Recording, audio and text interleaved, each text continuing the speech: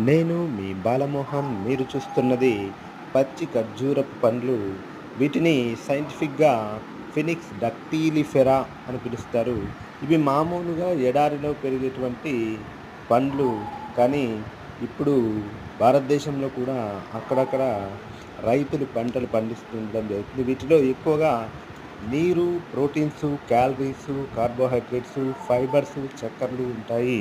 అలాగే calcium, iron, phosphorus, potassium, sodium, zinc elements ఉంటాయి. ఇందులో విటమిన్ ఏ, బి, కే సమృద్ధిగా లభిస్తాయి. ఇవి ఎముకల బలానికి, బరువు పెరగటానికి ఉపయోగపడతాయి. రేచీకటిని నివారించడం జరుగుతుంది.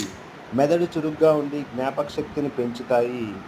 జీర్ణకోశ సమస్యలను తీరుస్తుంది. బీపీని కంట్రోల్ చేస్తుంది.